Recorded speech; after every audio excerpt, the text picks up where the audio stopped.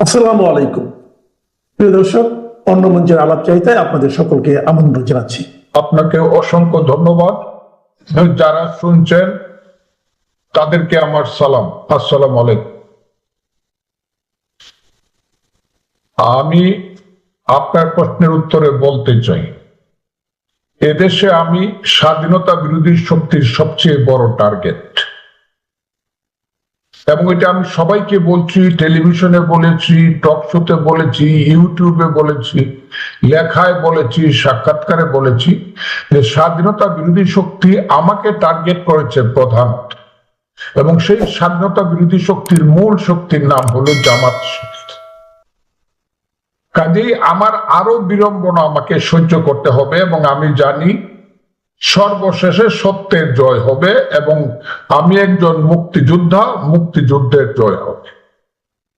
এই যে কোর্ট সম্পর্কে যে কথাটা আমি বলেছি, এটা শুধু 23শে নভেম্বর বলি নাই। আমি এই কথাটা প্রথম যেদিন কোর্ট কনস্টিটিউট হয়েছে সেদিন থেকেই বলেছি যে এই কোর্ট যেটা সৃষ্টি হয়েছিল যুদ্ধাপরাধী গোলাম আজম, নিজামী, মুজাহিদ সাহেবদের বিচার করার জন্য। যুদ্ধ অপরাধী, কোন যুদ্ধ অপরাধী? 16ই ডিসেম্বরে 1971 সাল, যেদিন পাকিস্তান হানাদার বাহিনীর প্রধান সেনাপতি জেনারেল আব্দুল্লাহ খান নিয়াজি তার 93,000 সৈন্য সহ রেসকোর্স ময়দানে মিত্র বাহিনী এবং মুক্তি বাহিনীর যৌথ কমান্ডের কাছে জগজিৎ সিং অরোরার কাছে, লেফটেন্যান্ট জেনারেল জগজিৎ সিং অরোরার কাছে রিভলভারটা রেখে, এবং যুদ্ধ অপরাধী হিসাবে যে কাগজটা তৈরি হয়েছিল সেই কাগজটা মধ্যে দস্তখত করেছিল, সেই কাগজে লেখা ছিল পাকিস্তানি হানাদার বাহিনী যুদ্ধ অপরাধী, তাদের বিচার হবে, সাথে সাথে বিচার হবে পূর্ব পাকিস্তানের মুসলিম লীগ, জামাতে ইসলাম, নেজামে ইসলাম এবং তাদের বাহিনী আল বদর, রাজাকার, আল শামস। সেই চুক্তির বলে 1973 সনে একটা অর্ডিন্যান্স বঙ্গবন্ধু সরকারের আমলে যুদ্ধ অপরাধীদের বিচারের জন্য আজকের যে কোর্ট, এবং সেই যুদ্ধ অপরাধের বিচারের ট্রাইব্যুনালে তখন প্রসিকিউটর ছিল এস.আর. পাল, যাকে বলা হতো বিখ্যাত সবিতা রঞ্জন পাল, পাকিস্তান, ভারত এবং বাংলাদেশের সর্বশ্রেষ্ঠ আইনজীবীদের একজন। আর ছিলেন তার অ্যাসিস্ট্যান্ট ফকির শাহাবুদ্দিন এবং খন্দকার বাহাউদ হোসেন। সেটা যুদ্ধ অপরাধীদের বিচারের জন্য স্থাপন করা হয়েছিল। পরবর্তী সময়ে শেখ হাসিনার আমলে যে বিচারটা হয় 2008 সনে, শেখ হাসিনা ক্ষমতা যাওয়ার পরে যাদের ফাঁসি হয়, সবকিছু কিন্তু এরা হলো পাকিস্তানের যুদ্ধ অপরাধী। পাকিস্তানের সঙ্গে আমরা যে যুদ্ধটা করেছিলাম, এবং যুদ্ধে 1971 সনের 3রা ডিসেম্বর থেকে ভারতীয় বাহিনী যুক্ত হয়েছিল। এই যে যুদ্ধ, সেই যুদ্ধে যারা অপরাধ করছে তাদের বিচারের জন্য সারা পৃথিবী সেই যুদ্ধে সংশ্লিষ্ট ছিল। এর মধ্যে পৃথিবীর 2টা সবচেয়ে বড় শক্তি, একটা হলো আমেরিকা ছিল পাকিস্তানের পক্ষে, আর সোভিয়েত ইউনিয়ন, আজকের রাশিয়া, ছিল সেদিন আমাদের পক্ষে। কাজে এখানে সারা বিশ্বের একটা সংযুক্তি ছিল আমাদের মুক্তিযুদ্ধের সঙ্গে। এই মুক্তিযুদ্ধে তৎকালীন ভারতের প্রধানমন্ত্রী ইন্দিরা গান্ধী বিশ্বযুদ্ধের রিস্ক নিয়েছিলেন, কারণ বঙ্গোপসাগর পর্যন্ত আমেরিকার 7ম নৌবহর এসে পড়েছিল। তারপরও যুদ্ধ তিনি থামান নাই, পাকিস্তানিদেরকে সারেন্ডার করতে বাধ্য করেছিলেন। ওই যে কোর্ট, এই কোর্টের সঙ্গে শেখ হাসিনার যে অপরাধ আর পাকিস্তানিদের যুদ্ধ অপরাধীদের অপরাধ তো এক অপরাধ না, এদেরকে একসাথে মিলাইলে চলবে না। তো পাকিস্তানের যুদ্ধ বলতে বিচারটা হলো যে কারণে বলা হয় আন্তর্জাতিক অপরাধ দমন ট্রাইব্যুনাল। শেখ হাসিনার ব্যাপারটা তো এখানে আন্তর্জাতিক নাই, এলো জাতীয় যুদ্ধ। সেটাও যুদ্ধ না, জাতীয় আন্দোলনে, গণতান্ত্রিক আন্দোলনের বিরুদ্ধে শেখ হাসিনা সরকার অবস্থান নিয়েছিল। এইরকম অবস্থান এরশাদ নিয়েছিল, অনেকেই নিয়েছিল। এইরকম অবস্থা হাসিনা নিছে, তার সময় লোক মারা গেছে অনেক বেশি, যেটাকে বলা হচ্ছে 1400। আমি অবিশ্বাস করি না, কিন্তু সেই যুদ্ধটা তো আন্তর্জাতিক না, এটা একটা গণতান্ত্রিক সংগ্রাম বা একটা গণতান্ত্রিক আন্দোলন বা একটা গণ অভ্যুত্থান। এইটার সঙ্গে পাক্কু থাকার 30 লক্ষ লোকের রক্ত, 2 লক্ষ মা বোনের ইজ্জত, সমস্ত বাংলাপুরে ছাড়কার হাজার বছরের আমার মুক্তিযুদ্ধের শ্রেষ্ঠ অর্জন মুক্তিযুদ্ধ, সেইটাকে মিলে একই কোর্টে শেখ হাসিনার যে বিচারটা করছে সেইটা আমি সমর্থন করি না। এই যে কোর্টটা কনস্টিটিউট হয়েছে, গঠন করা হয়েছে, আমি বলছি এই কোর্টটা আন্তর্জাতিক যুদ্ধ অপরাধী কোর্টের মতো এইখানে গঠন না করলেও চলতো। আর একটা ট্রাইব্যুনালে গঠন করা হোক এবং কঠিন এগুলো আমি বলছি তো, খালি আমার কথা ভেঙে ভেঙে বললে তো হবে না। জি, আমি তো সেদিন হাজির হব। আমার যদি কথা আমার কন্টেন্ট করতে, আমার টোটাল 1 ঘন্টা 10 মিনিটের টোটাল আমার বক্তব্যটা শুনতে হবে। আমার 1 লাইন 2 লাইন শুনে তো বললে হবে না। আমি খুব ক্লিয়ার বলছি, বিচারের ব্যাপারে আমার কথা নাই, বিচারের ব্যাপারে আমার কোনো প্রশ্ন নাই, কিন্তু এবং যারা বিচার করতেছে তাদের ব্যাপারে আমার কোনো প্রশ্ন নেই। প্রশ্ন শুধু কোর্টটার ব্যাপারে, যে কোর্টটা কনস্টিটিউট হয়েছে। কারণ এই কোর্টটা এমন ভাবে তৈরি করা হয়েছে, যখনই সরকার করে, এই সরকার তো আর 3 মাস থাকবে যদি গণতন্ত্র আসে। আমি তো বলতেছি এই সরকারকে কেউ রাইফেল দিয়ে উড়াই দেবে। ইউনূস সরকার তো 3 মাস থাকবে। যদি ইলেকশনের মাধ্যমে একটা সরকার আসে, তখন তো কোর্টের চিত্রটা ভিন্ন হবে। রিট কোর্ট গুলা তখন অনেক বেশি স্বাধীন হবে। আর সেই রিট কোর্টে আমি কথাগুলা বলছি তো, কেউ যদি প্রশ্ন করে বা প্রশ্ন উত্থাপন করে যে 71-এর যুদ্ধ অপরাধী ট্রাইব্যুনালের মতো করে বা ট্রাইব্যুনালে এই ট্রাইব্যুনাল করাতে এই বিচার করা ঠিক হয় নাই, আর রিট কোর্ট যদি বলে ইয়েস এই কোর্টটা কনস্টিটিউট এভাবে করা ঠিক হয় না, এবং এপিলেট ডিভিশন যদি এন্ডোর্স করে, তাহলে যে কোর্টই গঠন করা ঠিক হয় না, রায়টা কতটুকু ঠিক থাকবে। এবং আমি এটাও বলছি যে শেখ হাসিনার বিচার কঠিন ভাবে করা হোক, যাতে উপরে গিয়া টিকে। কারণ ওই যে আজহার সাহেবরে যে বিচার করছিল জামাতের, উনারে কিন্তু ট্রাইব্যুনাল ফাঁসি দিয়েছিল, হাইকোর্ট সুপ্রিম কোর্ট বহাল রাখছিল, অ্যাপিলেট ডিভিশন রিভিউ করে কিন্তু উনি ছাড়া পাইছে সরকার পরিবর্তন হওয়ার কারণে। এই ধরনের ফাঁক ফুকর যাতে না থাকে, এমনকি প্রসিকিউশন কি কোথাও না, ওই যে কথাটা আমি বলছি, প্রসিকিউশনের সাথে কি কারো না কারো সেই সংযুক্তি আছে যে বিচার ব্যবস্থা কোর্টের মধ্যে একটা ফাঁক রেখে দেওয়া, ওই কথাটাও কিন্তু আমি তুলছি। আমি তো চাই কঠিন বিচার হোক এবং সঠিক বিচারটা হোক, এই কথাটা আমি বলছি ভাই। আমি বিচারের ব্যাপারে কোনো কথা বলি নাই। এখন তারা যখন যদি আমাকে ডাকে, এমনও তো হইতে পারে তাদের কথা শুনে বলতে পারে যে না, এটার মধ্যে কোনো সাবজেক্ট নাই, সাবজেক্ট ম্যাটার নাই, এটা আমরা তাকে করলাম না, ডাকলাম না। আর অনারেবল কোর্ট যদি আমাকে ডাকে, তখন আমার কথা আমি অনারেবল কোর্টের সামনে গিয়ে উপস্থাপন। আমি তো কোর্টের, আমি তো 48 বছর যাবত কোর্টে প্র্যাকটিস করে ভাত খাই, কাজে আমি তো আইনের মানুষ।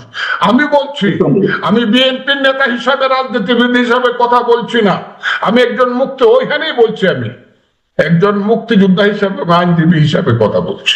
এই ট্রাইব্যুনালটাই আমার কাছে রং মনে হইতেছে, রংলি কনস্টিটিউটেড। আপনি আমার কথা এনে আমি বলতে পারবো না, তাইলে তারা জাতিসংঘের মহাসচিব ডাইনে দাঁড় করা, মানবাধিকার যে 6টা সংস্থাকে দাঁড় করা, ওই যে ইউরোপের সমস্ত রাষ্ট্রগুলো বলছে এই বিচারটা সঠিক হয় না, এর মধ্যে ফাঁক, তাদেরকে দাঁড় করা। আমার মতো একজন নরম মানুষ পায়া, অসহায় মানুষ পায়া আমাকে, আমার উপরে কেন অবিচার চলছে? তাহলে সারা পৃথিবী বলতেছে বিচারটা এটা বোধহয় ঠিক হয় নাই, জাতিসংঘ থেকে দৈর্য মানবাধিকার সবাই বলতেছে, আমি কি একা বলতেছি নাকি? মনোয়ার যেটা উপস্থাপন করছে তাদের পক্ষে, যেদিন আমি গিয়ে আমার পক্ষে যদি আমাকে ডাকে, আমি তো কোনো তাদের প্রশ্নের, আমি আজকে মনোয়ারের প্রশ্ন বা এদের কারণে এদেরকে আমি আজকে রসগোল্লা খুঁজছিলাম, হাইকোর্টে রসগোল্লা নাই বলে এদের কাছে পাঠাইতে পারছি না। ওই আমার এক বন্ধু আছে, ছোট বন্ধু, ওরে আমি তুমি ডাকি, তার নাম তাজুল ইসলাম, তিনি হলো চিফ প্রসিকিউটর। তিনি আবার ময়মনসিংহ মানুষ, জামালপুরের মানুষ। আমি তার ছোট ভাইয়ের মতো দেখি, মনে করছিলাম তাজুল যখন কেসটা করাইছে ওর একটু মিষ্টি পাঠায়, আর যারা কেসটা করছে এদেরকে মিষ্টির সাথে একটু নিমকিও পাঠায়, এরা খুঁজে পাইছি না। আমি হাইকোর্টে কোনো দেখা যাবে না, আমি মিষ্টি লই যাবো এদের জন্য। আমার কি হয়ে যায় জেল ফাঁসি, এইটা আমি আমার মানে যে কোর্ট, অনারেবল কোর্ট, তার কাছে আমি প্লেস করবো। অনারেবল কোর্ট যে রায় দেবে নিশ্চয়ই আমি সেটা মাথা পেতে, কিন্তু আমি মনে করি না যে আমি কোনো মহা অপরাধ করছি এখানে। কেউ বলে না, আমি বলছি। পৃথিবীতে অনেক সময় গ্যালিলিও বলছে সূর্য ঘুরে না, পৃথিবী ঘুরে, এই কারণে তার ফাঁসি হয়েছে। কিন্তু আজকে প্রমাণিত হয়েছে না পৃথিবী ঘুরে, গ্যালিলিও ঠিক ছিল। ওই যে সক্রেটিসেরও ফাঁসি হেমলক পান করে মৃত্যুবরণ করতে হয়েছিল, এতে কি আইলো গেল? সত্য কথা তো একজন দুইজনই বলে, আমি তাই সেই কথাটাই বলতেছি। ট্রাইব্যুনালের গঠন প্রক্রিয়াটা সঠিক বলে আমার মনে হয় না, কারণ এটা হলো আন্তর্জাতিক যুদ্ধ অপরাধী ট্রাইব্যুনাল। এখানে আন্তর্জাতিক কোনো ব্যাপার শেখ হাসিনার সরকারের বা আমাদের আন্দোলনের ছিল না, এটা ছিল জাতীয় সমস্যা, সরকার পরিবর্তন অথবা পতন। এইটার মধ্যে আন্তর্জাতিক ওই যে তৃতীয় বিশ্বযুদ্ধ হয় নাই, যে সপ্তম নৌবহর আইসা পড়ছে বঙ্গোপসাগরে, পাকিস্তানের সঙ্গে ইন্ডিয়ার যুদ্ধ লাগে, এইগুলা মুক্তিযোদ্ধার সঙ্গে পাকিস্তানিদের নয়, এটা হয় নাই তো। আমি তো বলছি সেইটা। দেশের দুটি বন্দর দীর্ঘমেয়াদে বিদেশিদের কাছে হস্তান্তর অনেকটা নির্বিঘ্নে ঘটে গেলেও চট্টগ্রামের নিউ মরিন কন্টেইনার টার্মিনাল বা এনসিটি নিয়ে বেশ বিপাকে পড়েছে অন্তর্বর্তী সরকার। বিরোধিতা গড়িয়েছে আদালত পর্যন্ত। আমিরাত ভিত্তিক কোম্পানি জিপি ওয়ার্ল্ডের সঙ্গে চুক্তির বিরুদ্ধে রিট হয়েছে হাইকোর্টে। 4 ডিসেম্বর রায় হওয়ার কথা থাকলেও চুক্তির বিরোধিতায় উত্তাল হচ্ছে ঢাকা ও চট্টগ্রামের রাজপথ। অন্যদিকে চুক্তির পক্ষে সোশ্যাল মিডিয়ায় জোরদার হচ্ছে সরকার সমর্থকদের পিআর ক্যাম্পেইন। সরকার সমর্থকেরা হাজির করছেন কাল্পনিক সব কালগল্প। আন্দোলনকারীদের বিরুদ্ধে তোলা হচ্ছে কড়া অভিযোগ, আবার দেয়া হচ্ছে অদ্ভুত নানান যুক্তি। কথায় কথায় আওয়ামী লীগ সরকার আর শেখ হাসিনার সব কাজের বিরোধিতা যারা করেন তারা এখন বলছেন অধ্যাপক ইউনূস গত সরকারের উদ্যোগকে এগিয়ে নিচ্ছেন। দেশের অর্থনীতি প্রায় 15 মাসে তলানিতে গিয়ে ছেকলেও সরকার সমর্থকদের বিকার নেই, বরং তাদের দাবি শুনলে মনে হবে সব সমস্যার মূল কারণ দেশের বন্দর ব্যবস্থাপনা। বিদেশিরা এগুলো পরিচালনার দায়িত্ব পেলে সিঙ্গাপুর এসে মাথা ঠুকবে বাংলাদেশের পায়ে। প্রশ্ন হলো, সরকার সমর্থকেরা যেখানে দেশের 17 কোটি মানুষের রাজনৈতিক সরকারকে বিশ্বাস করতে রাজি নন, সেখানে দেশের মানুষকে কেন 15 মাসের ব্যর্থ অনির্বাচিত সরকারকে আস্থায় নিতে হবে? এতদিনের কোন ম্যাজিকের কারণে তাদের দক্ষতা এবং সততা নিয়ে আমাদের সংশয় কাটবে? অতীতে যারা বিদেশের সঙ্গে কথিত গোপন চুক্তির বিরুদ্ধে ছিলেন সোচ্চার, এখন তারাই কেন প্রতিটি চুক্তি লুকিয়ে রাখছেন নিজেদের ভল্টে? আমাদের অনুসন্ধান বলছে যে 3টি বিদেশি প্রতিষ্ঠানের সাথে বন্দর আর টার্মিনাল তুলে দেওয়ার জন্য অধ্যাপক ইউনূস গোপন চুক্তি করেছেন। তাদের প্রত্যেকটির বিরুদ্ধে আন্তর্জাতিক অঙ্গনে ভয়ঙ্কর বেশ কিছু অভিযোগ আছে। এমনকি জিবুতি সরকার জিপি ওয়ার্ল্ডের বিরুদ্ধে দেশের সার্বভৌমত্ব ক্ষুণ্ণ করার অভিযোগ এনে চুক্তি বাতিল করতে বাধ্য হয়েছে। বিনিময়ে দেশটিকে গুনতে হচ্ছে অবিশ্বাস্য রকমের মোটা অঙ্কের জরিমানা। দর্শক, চট্টগ্রাম বন্দর বাংলাদেশের আমদানি রপ্তানির 90% বেশি হ্যান্ডেল করে। এই বন্দর দেশের অর্থনীতির প্রাণকেন্দ্র, কিন্তু সম্প্রতি এই প্রাণের স্পন্দন নিয়ে শুরু হয়েছে তুমুল বিতর্ক। বিরোধীরা বলছে অন্তর্বর্তী সরকার নাকি দেশকে বন্ধক দিতে চাইছে, আর সরকারের দাবি এসব সিদ্ধান্ত দেশটির জন্য নতুন যুগের সূচনা। অন্তর্বর্তী সরকার অধ্যাপক ইউনূসের নেতৃত্বে এসে কোন কোন টার্মিনাল বিদেশিদের হাতে তুলে দেওয়ার সিদ্ধান্ত নিয়ে বিতর্ক সৃষ্টি করেছে, চলুন প্রথমে সেই তালিকাটি দেখে আসি। গত 17 নভেম্বর চট্টগ্রাম বন্দরের লালদিয়া কন্টেইনার টার্মিনালটি 30 বছরের জন্য পরিচালনার দায়িত্ব পেয়েছে ডেনমার্ক ভিত্তিক এপি মোলার মায়েস্কের সহযোগী প্রতিষ্ঠান এপিএম টার্মিনালস। প্রতিষ্ঠানটি প্রায় 6,700 কোটি টাকা বিনিয়োগ করবে। চুক্তির পরপরই বাংলাদেশ 250 কোটি টাকা সাইনিং মানি হিসেবে পেয়েছে। একই দিনে ঢাকার কেরানীগঞ্জের কাছে বুড়িগঙ্গার পাড়ে অবস্থিত পানগাঁও অভ্যন্তরীণ কন্টেইনার টার্মিনালকে 22 বছরের জন্য পরিচালনার দায়িত্ব দেওয়া হয়েছে সুইজারল্যান্ড ভিত্তিক প্রতিষ্ঠান মেডব্লকের কাছে। তারা প্রায় 490 কোটি টাকা বিনিয়োগ করবে এবং 18 কোটি টাকা সাইনিং মানি দেবে। অধ্যাপক ইউনূসের পিআর টিম দাবি করছে গত 12 বছরে এই টার্মিনাল প্রায় 300 কোটি টাকা লোকসান করেছিল। মেডলাগের মাধ্যমে সেই ক্ষতি পুষিয়ে নেওয়া হবে। তবে সবচেয়ে বেশি বিতর্ক হচ্ছে নিউ মরিন কন্টেইনার টার্মিনাল বা এনসিটি নিয়ে, যেটি চট্টগ্রাম বন্দরের সবচেয়ে বড় টার্মিনাল। এটি মোট কন্টেইনারের 44% সামলায়। এটি বর্তমানে নৌবাহিনী নিয়ন্ত্রিত চিটাগাং ড্রাই ডক লিমিটেড নামের দেশীয় প্রতিষ্ঠান দ্বারা 17 বছর ধরে সফলভাবে ও লাভজনকভাবে পরিচালিত হচ্ছে।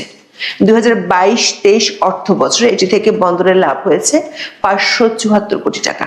কিন্তু এই লাভজনক টার্মিনালটিও সংযুক্ত আরব আমিরাত ভিত্তিক ডিপি ওয়ার্ল্ডের হাতে তুলে দেওয়ার প্রক্রিয়া চলছে। এই সিদ্ধান্তটি এতই স্পর্শকাতর যে এটি আদালতের দোরগোড়ায় পৌঁছে গেছে। হাইকোর্ট আদেশ দিয়েছেন এই চুক্তি সম্পর্কিত প্রক্রিয়া আপাতত চালানো যাবে না। দর্শক, নিউ মরিন কন্টেইনার টার্মিনাল পরিচালনায় 2019 সালে আওয়ামী লীগ সরকারের সময় ডিপি ওয়ার্ল্ডের সঙ্গে একটি সমঝোতার স্মারক সই হয়। তবে বন্দর ব্যবহারকারী এবং বিভিন্ন রাজনৈতিক দলের বিরোধিতার কারণে বিষয়ে আর কোনো অগ্রগতি হয়নি। তবে অধ্যাপক ইউনূসের অন্তর্বর্তী সরকার ক্ষমতা নেওয়ার পর এ বিষয়ে জোর উদ্যোগ দৃশ্যমান হতে শুরু করে।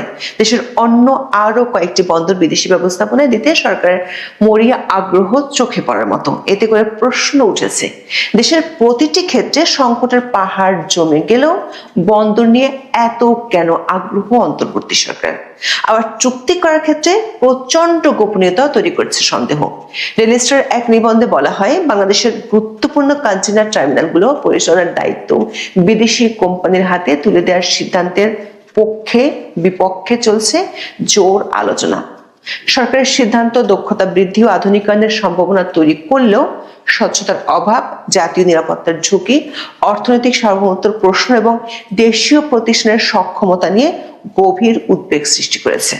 নিবন্ধে বলা হয়, বাংলাদেশের অন্তত 5টি টার্মিনালে কন্টেইনার হ্যান্ডলিং এর দায়িত্ব বিদেশিদের হাত দেওয়ার উদ্যোগের জোরালো প্রতিবাদ জানাচ্ছে বিভিন্ন সংগঠন। চট্টগ্রাম শ্রমিক কর্মচারী ঐক্য পরিষদ বা স্কপ, কয়েকটি বাম রাজনৈতিক দল, জামায়াতে ইসলাম এবং হেফাজতের পক্ষ থেকে এ ধরনের চুক্তির বিরোধিতা করা হচ্ছে। দর্শক, অধ্যাপক ইউনূস কেন মিত্রদের কাছ থেকে এমন বিরোধিতা পাচ্ছেন? কেন অন্তর্বর্তী সরকার এসব চুক্তি নিয়ে এত বিতর্ক দেখা দিয়েছে? আমাদের বিশ্লেষণের প্রধান কারণ 3টি: গোপনীয়তা, দ্রুততা এবং অন্তর্বর্তী সরকারের এখতিয়ার। বিশেষ করে দেশের স্বার্থ ও লাভ কতটা থাকবে, জাতীয় নিরাপত্তার ঝুঁকি তৈরি হতে পারে কিনা তা নিয়েও বিতর্ক চলছে। দর্শক, ইতিমধ্যে 2টি চুক্তি সইয়ের ক্ষেত্রে অস্বাভাবিক দ্রুততা এবং চুক্তির শর্ত গোপন রাখার দৃশ্য দেখা গেছে। এর আগে অন্তর্বর্তী সরকার বিদেশি কোনো চুক্তি প্রকাশ করেনি। সবগুলোর ক্ষেত্রে নন ডিসক্লোজার এগ্রিমেন্টের অজুহাত দেখানো হয়েছে। ডেইলি স্টার বলছে, লালদিয়া টার্মিনালের কারিগরি ও আর্থিক প্রস্তাব মাত্র 1 দিন করে মূল্যায়ন করা হয়েছে। 20 থেকে 30 বছরের দীর্ঘমেয়াদী চুক্তির জন্য এই সময় যথেষ্ট নয়। এই প্রক্রিয়ায় অংশীজন ও বিশেষজ্ঞদের মতামত না নেওয়ার অভিযোগ উঠেছে। বাংলাদেশ বিনিয়োগ উন্নয়ন কর্তৃপক্ষ বা বিডার নির্বাহী চেয়ারম্যান আশিক চৌধুরী দাবি করেছেন, কোন দেশের সরকারি পিপিপি বা পাবলিক প্রাইভেট পার্টনারশিপ চুক্তির দলিল জনসম্মুখে প্রকাশ করবে না আইনগত সীমাবদ্ধতার কারণে। দর্শক, আমাদের অনুসন্ধান বলছে তিনি এই বিষয়ে মিথ্যা তথ্য দিয়েছেন। যেমন লালদিয়া কন্টেইনার টার্মিনাল চুক্তিটি একটি কনসেশন চুক্তি। এ ধরনের কনসেশন চুক্তির দলিল গোপনীয় কিনা তা নির্ভর করে 2 পক্ষের উপর। ভারত সরকার দেশের কনসেশন চুক্তিগুলো জনগণের জন্য উন্মুক্ত করে রেখেছে। ভারতের ডিপার্টমেন্ট অফ ইকোনমিক অ্যাফেয়ার্স ওয়েবসাইটে অবকাঠামো খাতের উন্নয়নে 220টি কনসেশন চুক্তিপত্র দেয়া আছে, যেখানে বন্দর নিয়ে রয়েছে 22টি। সমালোচকরা বলছেন, এত বড় সিদ্ধান্ত নিতে গিয়ে লালদিয়া টার্মিনালের কারিগরি ও আর্থিক প্রস্তাব মাত্র 1 দিন করে মূল্যায়ন করা হয়েছে। 20 থেকে 30 বছরের চুক্তির জন্য এই তাড়াহুড়োকে অস্বাভাবিক বলা হচ্ছে। লালদিয়া এবং পানগাঁও বন্দর নিয়ে বিদেশিদের সঙ্গে চুক্তি হয় ঝড়ের গতিতে, ছিল না আইন বা নিয়মের বালাই। বণিক বার্তার এক প্রতিবেদনে বলা হয়, পুরো সময় কঠোর গোপনীয়তা বজায় রাখে সরকার। এমনকি বড় ধরনের অনিয়মের অভিযোগ উঠেছে। সাপ্তাহিক ছুটির দিনে অনুমোদন, বোর্ডের সদস্যের সংখ্যাগত সংকটের মতো ঘটনাও ঘটে।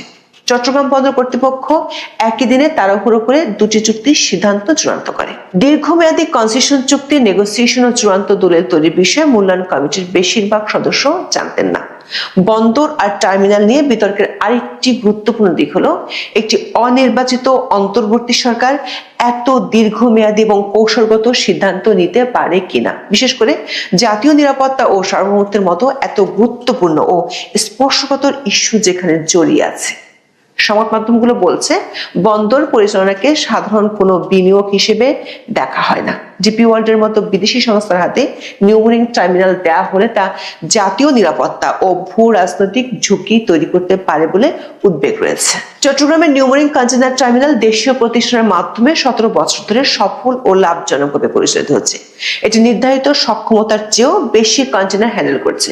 বছরের রাজস্ব আয় হচ্ছে 1000 কোটি টাকার বেশি।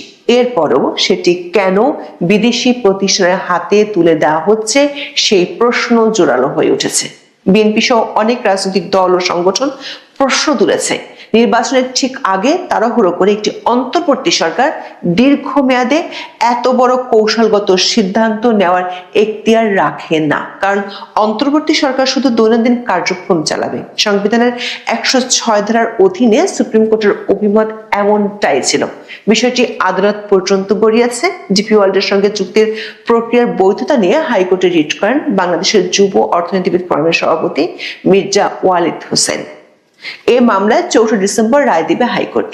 অবশ্য সংবিধানের কোথাও অন্তর্বর্তী সরকারের বিধান না থাকা সত্ত্বেও অ্যাটর্নি জেনারেল আদালতে সরকারের পক্ষে অদ্ভুত ব্যাখ্যা ও যুক্তি দেখিয়েছেন।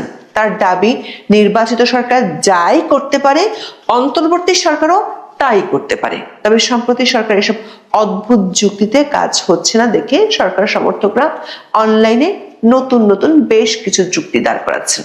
সরকারের মিত্র এবং সমর্থকেরা হাজির করছেন বাংলাদেশকে বিশ্ব সেরা বানিয়ে ফেলার গালগল্প। আবার কেউ কেউ তুলে ধরছেন এমন সব যুক্তি যাতে মনে হয় ডক্টর মোহাম্মদ ইউনূস আওয়ামী লীগ সরকারের প্রাথমিক উদ্যোগকে বাস্তবায়ন করতে দৃঢ় প্রতিজ্ঞ। আওয়ামী লীগ সরকারের 16 বছরের নিয়মিত সমালোচকরাও এখন যুক্তি হিসেবে তুলে ধরছেন 2019 সালে ডিপি ওয়ার্ল্ডের সঙ্গে সমঝোতা স্মারকের কথা। সরকারি কিছু সমর্থক দাবি করছেন নির্বাচিত সরকারের পক্ষে এই সিদ্ধান্তগুলো নেওয়া কঠিন, কারণ তারা বন্দর রক্ষা সিন্ডিকেট বা মাফিয়া চক্রের হাতে জিম্মি থাকে। তাই এমন কঠিন সিদ্ধান্ত কেবল অনির্বাচিত সরকারই নিতে পারে। সরকার বলছে বিদেশি অপারেটর আনলে দেশের লাভ হবে, এতে দক্ষতা বৃদ্ধি পাবে, দুর্নীতি কমবে আর বৈদেশিক বিনিয়োগ আসবে। কিন্তু যাদের হাতে এই দায়িত্ব দেওয়া হচ্ছে বহির্বিশ্বে তাদের ট্র্যাক রেকর্ড কি বলছে চলুন দেখে আসি।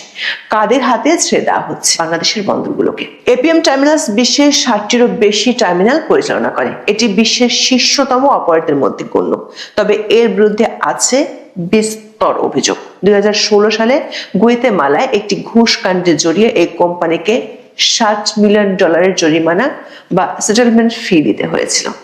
এনসিটি টার্মিনালের দায়িত্ব পেতে চলা ডিপি ওয়ার্ল্ডের বিরুদ্ধে বহির্বিশ্বে উল্লেখযোগ্য বিতর্ক আছে। পূর্ব আফ্রিকার দেশ জিবুতিতে 2006 সালে ডিপি ওয়ার্ল্ডের সাথে 30 বছরের কনসেশন চুক্তি হয়, কিন্তু 2018 সালে জিবুতি সরকার সেই চুক্তি বাতিল করে। জিবুতি সরকারের অভিযোগ ছিল ডিপি ওয়ার্ল্ড এমন একটি চুক্তি করেছিল যা তাদের সার্বভৌমত্বের জন্য হুমকি স্বরূপ এবং কোম্পানিটির মনোপলি তৈরি করেছিল। চুক্তি বাতিলের পর ডিপি ওয়ার্ল্ড আন্তর্জাতিক আদালতের দ্বারস্থ হয় এবং আদালত জিবুতি সরকারকে $533 মিলিয়ন ক্ষতিপূরণ দেওয়ার নির্দেশ দেয়।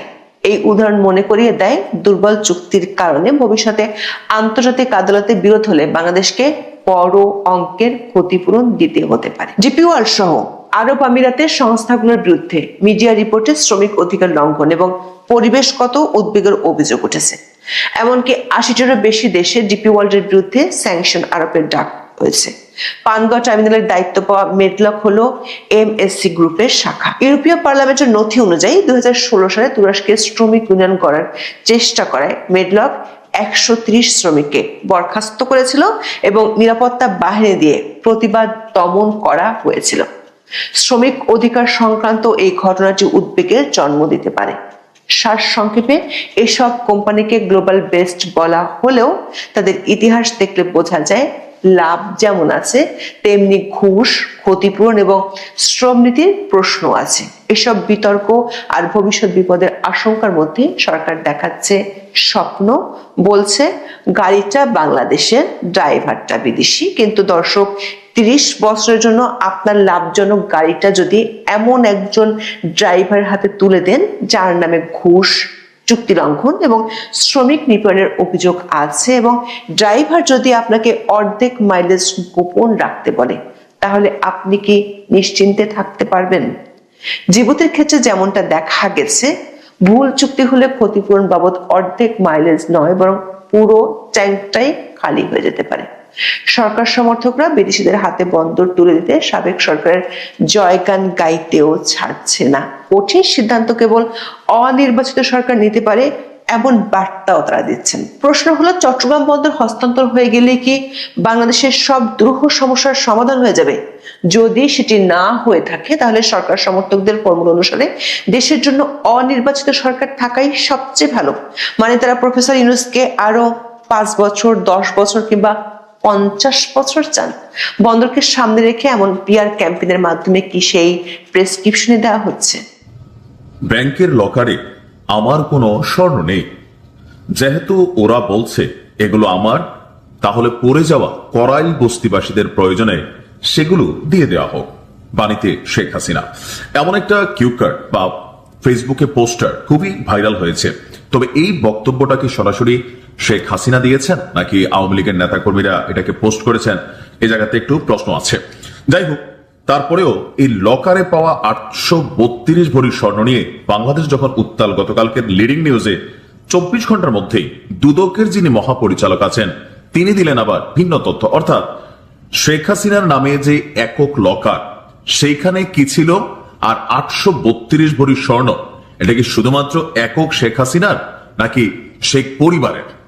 তথ্য হচ্ছে এই 832 ভরি স্বর্ণ শুধুমাত্র একা শেখ হাসিনার না। তো লকার খুলে যে জিনিসগুলো পাওয়া গেছে, প্রত্যেকটা স্বর্ণের সাথে ছোট ছোট একটা চিরকুট ছিল যে কোন স্বর্ণটা আসলে কার। আসুন দেখি মূল ঘটনা। অগ্রণী ব্যাংকের 2টি লকার খুলে যে 832 ভরি সোনা পাওয়া গেছে, সেগুলো শুধু শেখ হাসিনার নয়, তার বোন শেখ রেহানা, ছেলে সজীব ওয়াজেদ জয়, মেয়ে সাইমা ওয়াজেদ পুতুল সহ পরিবারের অন্য সদস্যদেরও ছিল। দুর্নীতি দমন কমিশনের মহাপরিচালক মোহাম্মদ আক্তার হোসেন তিনি নিজে এই তথ্য দিয়েছেন। তিনি বলছেন যে ভল্টে থাকা নথি এবং অন্যান্য তথ্য বিশ্লেষণ করে জানা গেছে যে জব্দকৃত স্বর্ণালঙ্কারের মধ্যে কিছু অংশ শেখ হাসিনার ব্যক্তিগত, কিছু অংশ তার বোন এবং মেয়ে তাদের ব্যক্তিগত সম্পদ। স্বর্ণালঙ্কারগুলো আলাদা আলাদাভাবে মার্কিং করা ছিল। দুদকের অনুসন্ধানকারী দলের কর্মকর্তারা এখন স্বর্ণালঙ্কারগুলো আলাদা করবেন, কার কোন অংশটুকু আছে তা নির্ধারণ করা হবে। আক্তার হোসেন বলেন, আমাদের অভিযোগের সঙ্গে সংশ্লিষ্ট যে অংশগুলো থাকবে সেগুলো এই অনুসন্ধানের সাথে সম্পৃক্ত। তো জব্দ করা 832 ভরি স্বর্ণালঙ্কারের মধ্যে শেখ হাসিনার কতটুকু, তিনি বলছেন যে সেই অংশটুকু নির্ধারণ করার জন্যই ইনভেন্টরি করা হচ্ছে এবং তার মধ্যে যে সম্পদ বিবরণী দাখিল করছেন তার সঙ্গে মিলিয়ে যাচাই বাছাই করা হচ্ছে। দুদকের চোখে জব্দ হওয়া এই সকল স্বর্ণ কি বৈধ নাকি অবৈধ? তিনি বলছেন যে সম্পদ বিবরণী যাচাই করলে জানা যাবে যে শেখ হাসিনার আয়ের সাথে এগুলোর সঙ্গতি আছে কিনা। যদি আয়ের উৎস জানা না যায় তাহলে তা হয়ে যাবে অবৈধ। এখন প্রশ্ন হচ্ছে যে শেখ হাসিনার নামে একক যে লকার, সেখানে কি ছিল? সেখানে পাটের একটা ব্যাগ ছিল যেটা শুধুমাত্র শেখ হাসিনার নামে এটা বরাদ্দ। এরপরে সেখানে স্বর্ণের নৌকা পাওয়া গেছে, স্বর্ণের হরিণ পাওয়া গেছে, বিভিন্ন রকম আপনার স্বর্ণালঙ্কার পাওয়া গেছে। অর্থাৎ এখানে যে স্বর্ণের ইস্যুটা আসছে, মানে মোটা দাগে এই লকারগুলো দুই ভাবে ছিল। একটা ছিল এককভাবে শেখ হাসিনার নামে, আরেকটা ছিল শেখ হাসিনা শেখ রেহানা যৌথ বা শেখ হাসিনা পুতুল যৌথ। এরকম ভাবে এই লকারগুলোতে এই স্বর্ণগুলো ছিল এবং কি শেখ রেহানার ছেলে যে আছে ববি, তার নামে এখানে স্বর্ণ ছিল। তাহলে টোটাল বাংলাদেশে যদি আমরা ধনাঢ্য শ্রেণীকে একটু বিশ্লেষণ করি, যারা পয়সাওয়ালা তাদের ঘরে 50 ভরি 100 ভরি 200 ভরি স্বর্ণ, বাংলাদেশে যারা বড় বড় মানুষ আছেন তাদের ঘরে থাকা স্বাভাবিক। অর্থাৎ টোটাল শেখ পরিবারের এখানে 5-7 জন মানুষের তাদের অবস্থান অনুযায়ী, ক্ষমতার জায়গা অনুযায়ী, টাকা পয়সা অনুযায়ী 832 ভরি স্বর্ণ এগুলা আসলে অতিরিক্ত না তাদের জায়গা অনুযায়ী। কারণ যারা একটু পয়সাওয়ালা সবার ঘরেই 20-50 ভরি স্বর্ণ থাকে মিডিয়াম ক্লাসের, আর যারা এরকম বড় বড় গ্রুপ অফ ইন্ডাস্ট্রিজ বা রাষ্ট্রের এরকম অবস্থায় আছেন। এখন মূল প্রশ্ন হচ্ছে এটা বৈধ নাকি অবৈধ।